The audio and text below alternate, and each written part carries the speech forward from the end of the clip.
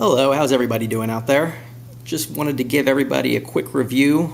On the left here, I have an iPhone 5S.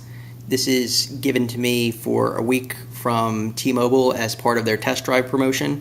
And on the right here, I have my BlackBerry Q10, which I've been using on Verizon for about a year and a half now. And the reason I'm doing this is really because I've had people give me a lot of crap, I guess you could say, for using the BlackBerry, loving the BlackBerry, recommending the BlackBerry. And they always say, if you use the iPhone, if you had an iPhone, you would see the difference, you'd end up buying one, you'd end up loving one. Well, I've been using it for a week, and before I get way into stuff, I just want to say I'm going to keep this as unbiased as possible. I'm doing this strictly as a comparison for what I do and the way I work on both devices and how both devices hinder or benefit me. And I really made an effort to use the iPhone almost exclusively for a week, not just to test T-Mobile's network, but to test the feature set versus the BlackBerry. And I gotta say, I am not at all surprised.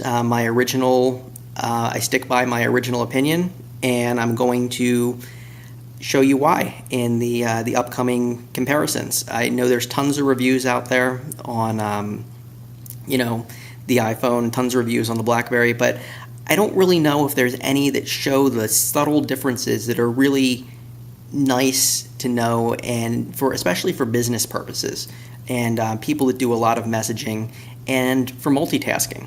And BlackBerry 10 is the new version of the OS, and I don't think enough people have really seen the features and benefits of BlackBerry 10 to really compare it to when they think of BlackBerry, you think of the older ones that required the enterprise server to use email, that didn't have the ActiveSync support, that you had to pull the battery out of every day or two. BlackBerry 10 is not like that at all. It's a far different, much different animal. So I'm gonna do a comparison of some general features, things that one phone does a lot better than the other. I'm not going to touch on very much, other than saying this one is the clear winner. Here's why. Give one quick explanation. I don't think there's any point to go in depth. But when there's a difference, I especially when the BlackBerry wins out, I really think I want to show you a side-by-side comparison. So the areas I'm going to touch on are web browsing, multitasking, messaging, battery life, and a few others. All right, so one of the first things I'm going to touch on is security. Right now, I have both these devices locked, and both these devices are set with a password. So first on the iPhone, and you're going to have to bear with me a little bit because I have the camera in front of me, and it's a little hard to use the phone and use either phone really with this in front of me. So I have my my unlock and enter the password. It's just a simple one right now. Great, I can do whatever I need to do. Open my apps, do whatever I want to do. And then let's say I put my phone in my pocket. I hit the power button first, obviously, because I'm going to want to close it. So then let's say a couple minutes later, I want to check to see if I have an email. Well, I go in and I have to enter this password all over again. And same thing on the BlackBerry here. You slide up, it's telling me, enter device password. So I enter my password. Oops. And I'm in. And, I check my messages, I do whatever I need to do, and then I say, okay, off, back in my pocket, and then here's where the difference comes in. Turn the device on, slide up, I'm right back at my main screen, I'm ready to use my device. And without even hitting the power button, we'll be at the blank screen right out of the pocket. You don't even need to touch the power button. You slide up, and there you are, you're right there. Now, before you're saying that's insecure, well, this device is set for a 20-minute inactivity timeout. If I go in here into my security settings and device password, you'll see lock device after 20 minutes. if I'm not using this device, if it's in my pocket for 20 minutes, if it's sitting off, or if it's sitting even on for 20 minutes and nothing happens, nothing touches it, it prompts for the password again. But why every time you pick this up, turn it right back off, pick it right back up a second later, why should I have to enter the password every time? It just doesn't make sense. It's an extra thing. And yeah, I know you're saying, oh, well, they have the fingerprint authentication. Well, you know what?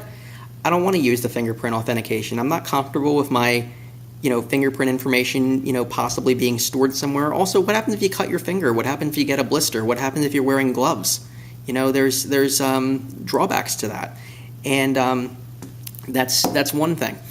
Another thing I'd like to draw your attention to specifically on the BlackBerry, and I'll go ahead and lock this, is if somebody, if somebody unauthorized to me, somebody steals my phone, somebody has my phone, whatever, and they keep trying to guess the password.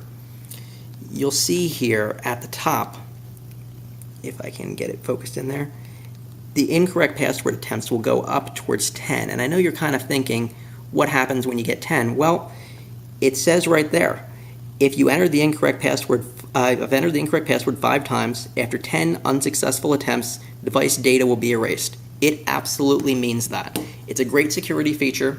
It basically means that if somebody has my phone, and that doesn't time out, by the way, that is indefinite. If I check that a day later, if I don't know if you pull the battery. That is one thing I'm not sure of. That might reset it, but who knows. If you have 10, in fact, let's try it. If you have 10 invalid password attempts, it will wipe all the data on the device. It'll be completely unrecoverable. The other nice thing about the BlackBerry is you have the ability to encrypt the entire phone or the SD card.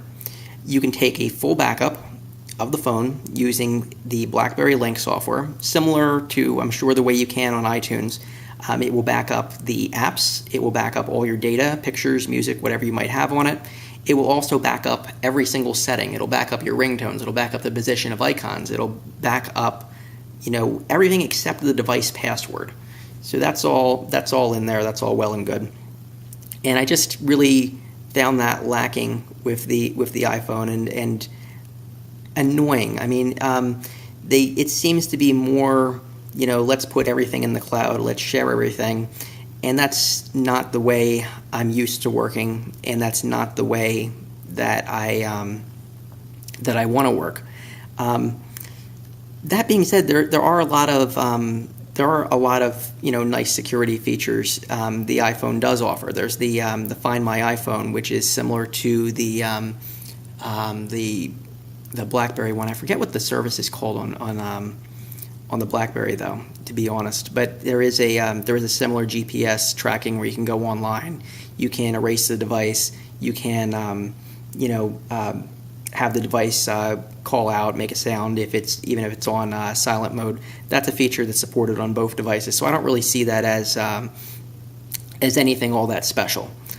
But back to what I was saying before, we'll check and see now if we are in fact. Oh, nope, look at that. It survives the reboot, survives the battery pull. It still tells me if I have 5 times on here and all the data gets erased, it absolutely means that. No one's getting their hands on anything. If you plug this into a computer, it's going to ask you for the same exact password, so don't think that's a workaround either. Let me now unlock this properly with my correct password so I don't have any issue here. One nice thing is you see how it says to continue, enter BlackBerry. The reason it does that is because if this is in your pocket, let's say, and you're hitting on the keys and possibly entering invalid passwords, that's just a protection to keep your phone from accidentally erasing itself. But clear winner on data security features. Next thing I'm going to go on to is multitasking. And just the ability to flow through different things on the phone. And this is one thing also where I think the BlackBerry excels. And I'm going to show you that first by demonstrating how things work on the iPhone. on our iPhone here, I'm going to open up Safari, and looks like we're already going to YouTube here. I have some video on the screen, doesn't matter, just random. So I'll put this on, I'll be playing this, and I use my phone in the car to listen to music through the stereo, or maybe I'm just walking around, maybe whatever, I want to listen to something while I'm checking my email, whatever. So watch what happens when I hit the power button. Sound stops playing. I understand the video stops, obviously, but why are you stopping the audio too? Turn it back on, and I have this play button I can hit to bring it back, but why is there an extra step necessary? And then look, I have to unlock the device again. So I have the same thing going, and let's say I want to check my email now.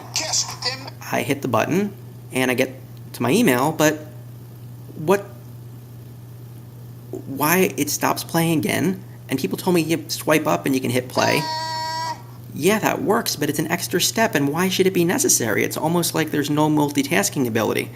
And yes, I'm well aware that you can download apps like Pandora, for example, that don't have those limitations, but I just don't understand why it's even necessary, where on the BlackBerry, same deal, we'll open up the browser here, and we'll open up, we'll bring up a similar video, don't know if it's the same thing, don't know if it's different, not really the point here. So I hit play on that, and we have our video playing. Turn off my screen. Notice the audio keeps playing. Turn on my screen. Slide up. Let's say I want to do something else. I can get to my messages. I can get to my email. I can get to different apps, all while using this. If I want to get back to the video, just tap, pops right up. No complication, no anything weird. I have my dedicated volume control on the side. I can why is it so complicated on the iPhone?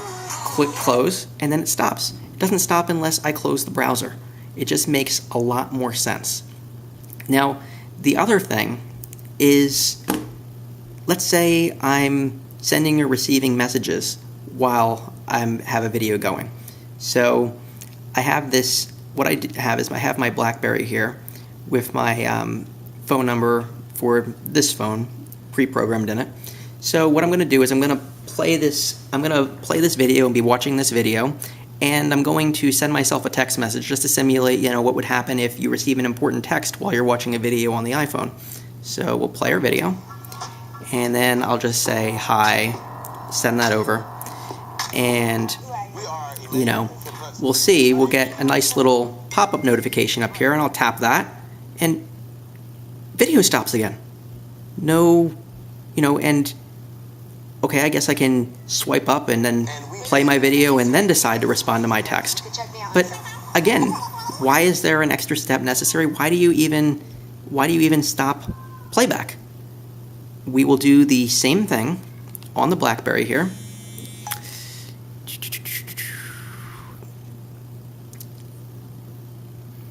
Bring up our same video again. And so we have it going, and I'll just reply to myself, and you'll see what happens. So I get a pop-up, and I have a little button I can click next to it. It's going to be hard to focus on that. Okay, so let me actually send myself a better message so you can read it. It looks a little better. I'll just say, what are you doing? Question mark. Alright, so I'm sending myself this message, and you'll see on there, I have this pop-up. I can click it, and I can get right to my message, and I can reply. No interruption in the audio, but really, what I really wanted you to see, I'm going to send another message. I'm just going to say test.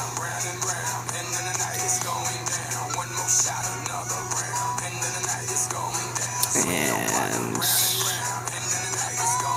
so I'll send myself the message. If you look at the top of the screen, there's a little black arrow here, and you can tap that little black arrow, and you see I'm still watching my video, and I can reply. This is test reply. So I can reply to my message while I'm watching the video, and I can send it without any interruption, straight from the screen. No interruption in sound, no anything. Why can't you do that on the iPhone? While we're on the subject of multimedia, I also wanted to talk about the browsers. Now, I really was excited with the iPhone because it has a Safari, and I really thought that it was going to be a better, faster, more responsive browser than the Q10. Not that I really had any complaints about the browser on the Q10, it's excellent.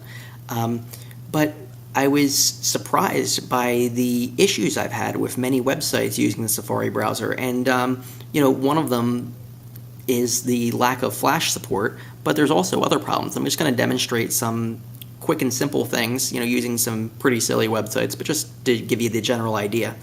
So the first one I'm going to go to, I'm just going to open up Safari here, and this is Look at My Horse, MyHorseIsAmazing.com. It's just a stupid Flash video, and I get, so I get the text, I get the background, and then I have kind of this jumble of icons at the top of the screen. I guess it's telling me I'm supposed to get Flash Player.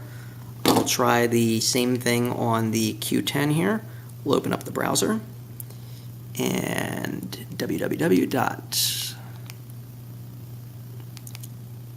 there it is, it's in cache, opened up, and we got a Flash video running.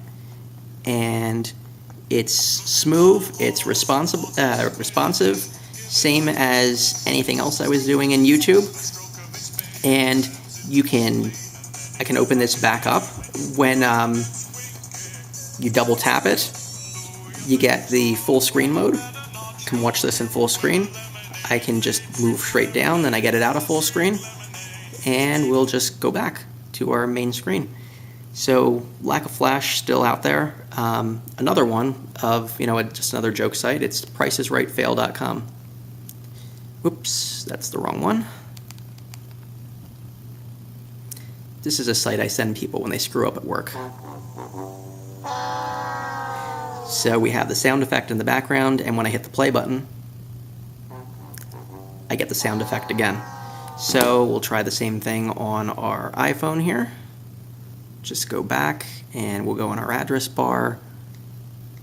There we go, I have it in the recent here, Price is Right Fail. Opens up, but I don't have any sound. And if you hit play, I don't know if you can see it, but you get a little thing that indicates that it's using the data because it's trying to download the sound, but there's no sound. So that website, I'm not sure what type of technology that is, but it's not Flash, I can tell you that. It's just a background sound, I think. Does not work in Safari on the iPhone. And there's one other real-world example I wanted to show you. I'm going to need to get into my email on the iPhone to show you, and I want to bring up the same email on the BlackBerry, so I'm just going to cut away for a second. When I have that up, I'll just be right back. And then, all right, so it turns out I found the message I was talking about, but I can't really show you because I had already unsubscribed from it. Basically, there was a mailing list I was on, and I clicked the unsubscribe link on the iPhone, and it had three options. It had receive no email, receive fewer email, or there you go. What was the other one? Make no changes or something. So I go to try to change it on the iPhone, and it just radio buttons and submit, and the submit button doesn't work. Try the same thing on the BlackBerry, and no issues whatsoever. It operates the same way a PC does. Just general web browsing. I'm going to just bring up MSN.com. We'll do the same thing on here.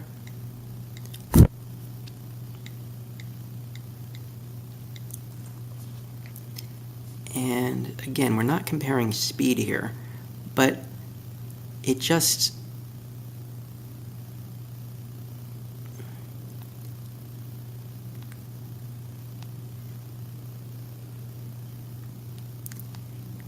seems like the browser is more responsive and you can do more with it on the BlackBerry versus the iPhone. It just really seems more business oriented. Having the extra screen real estate on the iPhone is nice though. Next on multimedia features. I will touch on FaceTime. FaceTime is a really neat video chat feature on the iPhone. I like it. It's done well. I think that Apple should make it cross-platform on Android, BlackBerry, and Windows Phone. I think it would be, the next big thing. Unfortunately, there's not a version for BlackBerry. BlackBerry has BBM Video, which is nice, but the problem with BBM Video is it's only supported on BlackBerry devices. They don't have BBM Video for Android or iPhone. They do have BBM for both of them, though, and I do have to say the BBM app on the iPhone works incredibly well. It just lacks the, some of the notification settings on BlackBerry, such as, if you're a member of a group, you can disable notifications just for one group, versus on the iPhone, I can turn off notifications for BBM entirely, or I can turn them on for BBM entirely. That's just an example. Another thing multimedia related is Bluetooth. So I'll go into the settings on both of these phones. Very, very similar menu structure if you look at it. So I'll open up my Bluetooth settings on both of these devices. And again, very similar. I'm just going to turn Bluetooth on both of these. And really what I want you to see is this device that I have listed on both of them, the KDC X9, which is my car stereo.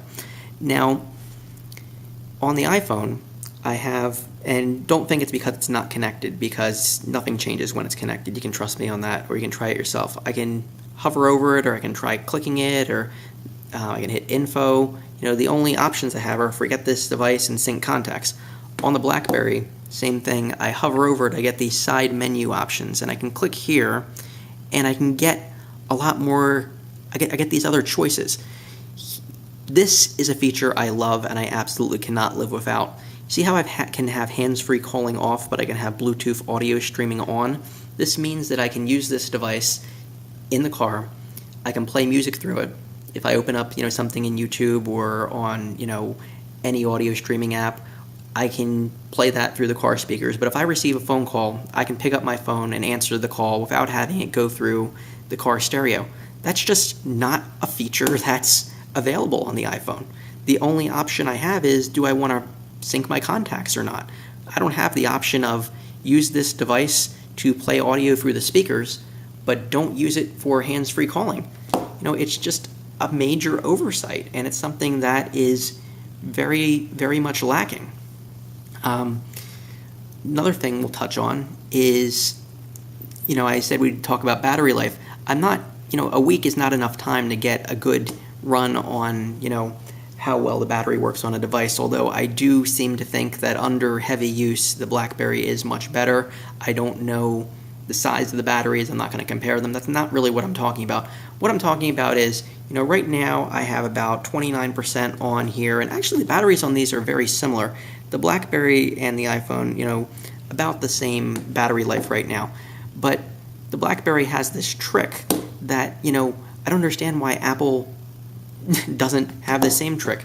You have this accessory. It's right here. It's called the BlackBerry Charging Bundle. It has a battery in it, and you can, take the battery out. It will charge the battery independently. So it's a battery charger. Also, if you open up the side here, it has a little USB connector that you can plug in, and you can charge it that way. But what I do with this is I have this at home plugged in, and when I get home, regardless of my,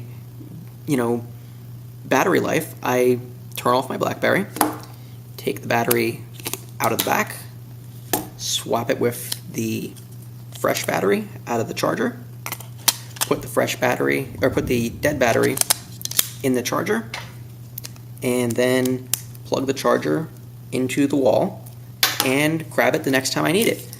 I haven't had to put my phone on the table and let it charge for the entire year and a half that I've had it. It just is not something you have to do with a BlackBerry device. You can, as they say, keep moving. Next thing I kind of want to touch on is email functionality and the ability to use your email and calendar sync on the device. Both of these devices sync contacts, they sync calendar, and they sync email through Microsoft ActiveSync and through other sources. But for the purposes of this, we're just going to talk about Microsoft ActiveSync. So I have my 2 ActiveSync mailboxes on here. The iPhones, it works well. I can see my entire folder structure. I can get in and do everything I need. I do get pop-up notifications for emails, but unlike with the BlackBerry, I can't reply to it in place. I have to actually stop what I'm doing, and then it opens up the email and I can reply to it at that point. But one interesting thing, I'm just going to open up one of my email accounts, and I'm going to go to a new message, and I'll just put in someone that works with me, and I have the subject. I can pretty generic, no frills messaging client. Now the same thing on the BlackBerry here, and I'll select the same person, and you can see here it has suggestions right underneath. And the way it gets these suggestions is by people that that normally are on the same email. It's one person I work with, and this is our manager, and then these are 2 account, and then it says these are 2 account managers I work with. And then if I drill down further, this is a tech that sometimes is on the same emails as these people. So it suggests contacts for me based on who I email. I'll discard that, and I'll open up another email, and I'll put in a totally different person. And now it gives me totally different examples of people that I might want to include on this email, as well as the person I just added. It learns based on my habits, and it just seems to make a lot more sense. It does this the same with the camera, for example. I'll just take a random picture here, and just of my desk, nothing special. And we'll open up our picture, and I'll do share, and it has options based on who I normally share pictures with. I can click the button, and it's right there in a new message for them.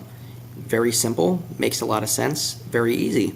And the same thing happens with email attachments, with BBM messages. It just remembers. If when I share a video, I usually share it with a certain email address or a certain person. They're listed there, and it, simple, less steps to do. One other thing that I wanted to touch on that I haven't yet is the ability to switch between apps. So on the iPhone here, I'll open up Safari. If I want to open something else, well, I got to click this button, and then I'll say, okay, open up Calculator, and then I want to get back to Safari, I have to hit the button. It just seems like a hassle. Same thing on the BlackBerry. I open up the browser. You want to go to something else, what you do is you swipe up. And then I'll do the same thing here. I'll go to my Calculator app, and if I'm done there, I just swipe up. And you see how I have this screen that has these big blocks, and it shows me all the things that are open. Like, I'll open up Calendar here also. And I can, swipe left, and you get to or left to right, I should say, you get to what's called the hub, where you have all your messaging in one place. Literally, if I click this hub right here, it'll combine text messaging, all my email accounts, or I can address accounts, and different functions like calls, for example, individually. If I go to from right to left, then I have this screen that shows me all my apps that are open. Everything I'm doing. I can click, get back to Calculator, click, get back to Browser, click, get back to Calendar. Very simple. And if I want to close anything, I just hit the X button in the corner, and it goes away. On the iPhone, the only way I've seen, at least, to find out if stuff is open, you double tap, and it'll show me all my different apps that are open. I suppose I can kind of do the same thing, click, go to Calendar, double tap, then get back to the browser. It's kind of whatever. I like the style and the way it's done on the BlackBerry a lot better personally. It just seems a little clunky and kind of like an afterthought almost on the iPhone to me. Another thing I want to touch on is file management and connectivity options. On the BlackBerry, I have a wide array of choices. On the side here, I have my micro USB port. And I also have, I don't know if it's called a mini or a micro HDMI port, but it's an HDMI. It can be hooked to a TV or a monitor. Also, if you open up settings here, and I haven't personally used this feature, so it might take me a try or two to find it. There it is. HDMI audio and Miracast. I can share the screen. Real simple. You can do that with a Miracast adapter. Some TVs and monitors support it natively. You can get what's on your screen right up on the bigger screen. The iPhone lacks those type of inputs unless you want to purchase an Apple TV. You can't, as far as I know, use this Lightning connector for HDMI or any type of output, and I also do not believe that there's any kind of Miracast option for an iPhone, so I have to go ahead and buy an Apple TV if I want to have my iPhone screen. BlackBerry, not this particular model, but some of the other models, the Z30 for example, will actually allow you to use the USB port as a host, so I could actually plug a full-sized, Logitech, Microsoft, whatever, keyboard into this, plug a full-size monitor into it, use my text messaging and email on a computer screen, use this almost like a computer if I want to. I can do that on this particular model just with a USB keyboard. It just does not support the host function, so I can't plug a wired keyboard into it, but not really that important to me, and honestly, if I can only use my USB port for one thing, I'd rather charge my battery while I have it on the big screen. I think that'd be neat. And I really think that that's some features that would be nice to have on the iPhone.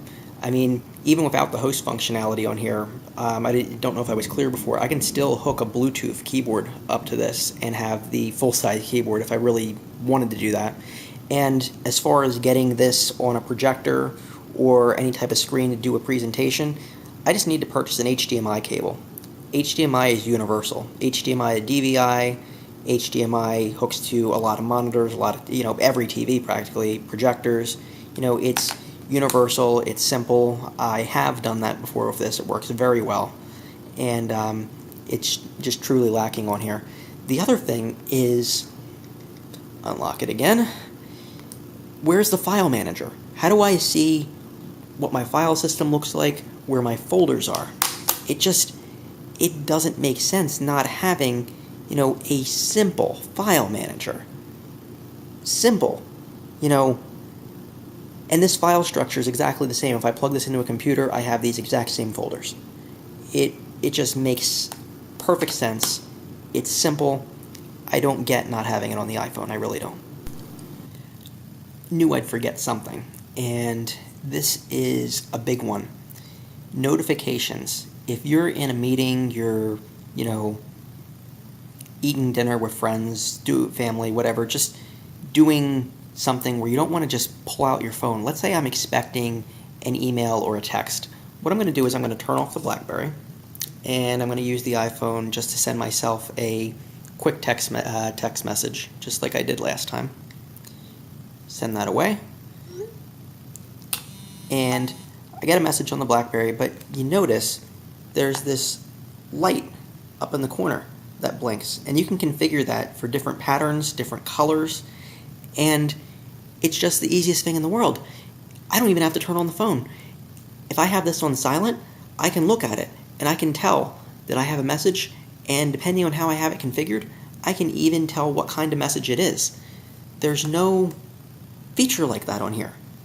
The blinking light is the simplest, one of the best ways to non-intrusively check your phone if something's going on. And, I open this up, and actually, this is kind of important because I want to show you the lock screen on the BlackBerry. I can click my text message, and I can see my message from myself here, and then it just tells me tap to open it. And then at that point, I'm prompted for my password if it's been 20 minutes or more, and only if it's been 20 minutes or more.